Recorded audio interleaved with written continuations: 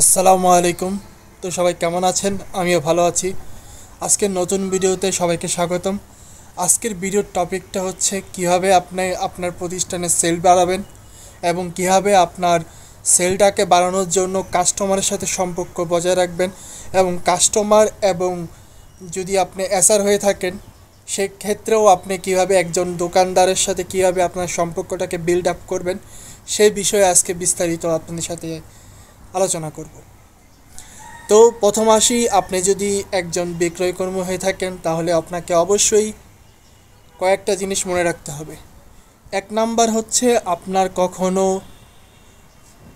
কোনো কাস্টমারের সাথে খারাপ ব্যবহার করতে পারবেন না, সবসময় কাস্টমারের সাথে ভালো ব্যবহার করতে হবে এবং কাস্টমারকে আপনাকে যথেষ্ট রেসপেক্টফুল দিতে হবে এবং কাস্টমার যা বলবেন সবসময় সেটাকেই রাইট মনে করতে হবে। এটা হচ্ছে ফার্স্ট অফ অল। দ্বিতীয়ত হচ্ছে আপনাকে সবসময় কাস্টমারের কি চাচ্ছে এবং কাস্টমার কিভাবে আপনাকে কনভিন্স করবে, আপনি কাস্টমারকে কিভাবে কনভিন্স করবেন সেটা আপনাকে জানতে হবে। এখন আসি যে আপনি যদি কোনো দোকানদারের কাছে যান, সেই দোকানদার আপনাকে অনেক ক্ষেত্রে আপনাকে ইগনোর করতে পারে এবং অনেক ক্ষেত্রে কিন্তু আপনাকে না করে দিতে পারে। সেক্ষেত্রে আপনি যে কাজটা করবেন সেটা হচ্ছে, আপনি যদি এসআর হয়ে থাকেন অথবা সেলস মার্কেটিং অফিসার হয়ে থাকেন তাহলে আপনাকে যেটা করতে হবে সেটা হচ্ছে, আপনি প্রথমে একটা দোকানে যাবেন, দোকানে যাওয়ার পর সেই দোকানদারকে সালাম দিবেন, বলবেন কেমন আছেন, কী আসলে বিষয় এবং তার খোঁজখবর নেবেন, মাঝে মধ্যে তাকে চা নাস্তা খাওয়াতে পারেন এবং সেই জিনিসটা করার ফলে আপনার কি হবে, সেই দোকানদারের সাথে আপনার একটি ভালো সম্পর্ক সৃষ্টি হবে। সেই দোকানদারের সাথে যখন আপনার একটি ভালো সম্পর্ক সৃষ্টি হয়ে যাবে এবং সেই দোকানদারের সাথে আপনি যখন একটি রিলেশনশিপ বিল্ড আপ করতে পারবেন, তখন কিন্তু সেই দোকানদার চাবে না আপনার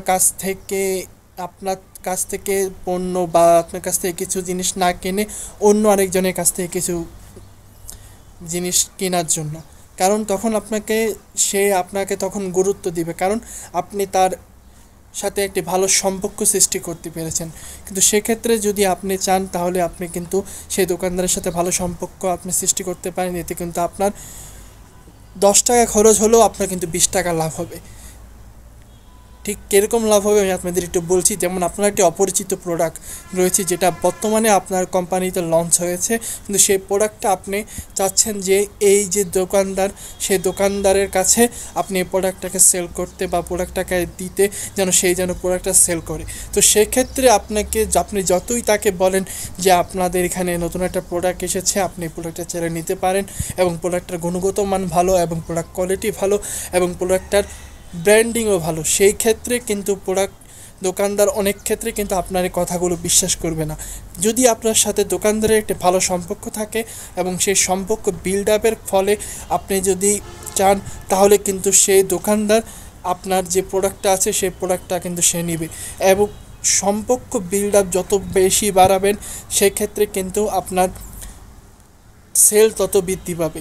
এবং একটা জিনিস মনে রাখবেন যে আপনি যদি একটা মানুষের সাথে বা একটা দোকানদারের সাথে, একটা কাস্টমারের সাথে যদি খারাপ ব্যবহার করেন অথবা আপনার মুখের ভাষা অথবা মুখের যে ব্যবহার সেটা যদি আপনার কাস্টমার অথবা দোকানদার মনে করেন যে তার কাছে এটাকে ভালো লাগেনি, সেই কিন্তু আপনাকে কখনো আর সেইভাবে গুরুত্ব দিবে না অথবা আপনার কাছ থেকে কোনো প্রোডাক্ট কখনো নেবে না। সো সেই ক্ষেত্রে আপনাকে যেটা করতে হবে সেটা হচ্ছে, প্রতিটা কাস্টমার, প্রতিটা সেলস দোকানদার অথবা প্রতিটা বিক্রয় কর্মীর সাথে আপনাকে অবশ্যই ভালো ব্যবহার করতে হবে।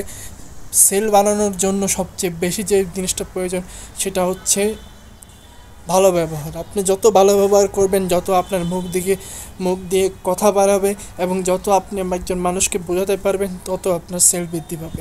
তো এইভাবেই কিন্তু আপনার একজন বিক্রয় কর্মীর সাথে একজন সেলস মার্কেটিংয়ের যে রিলেশনশিপ সেটা কিন্তু বৃদ্ধি পায়। তো এইভাবেই কিন্তু আপনি আপনার সেলটা বাড়াতে পারেন। তো এই বলে আজকে সংক্ষিপ্ত ভিডিও এখানে শেষ করছি। সবাই ভালো থাকবেন। আল্লাহ হাফেজ।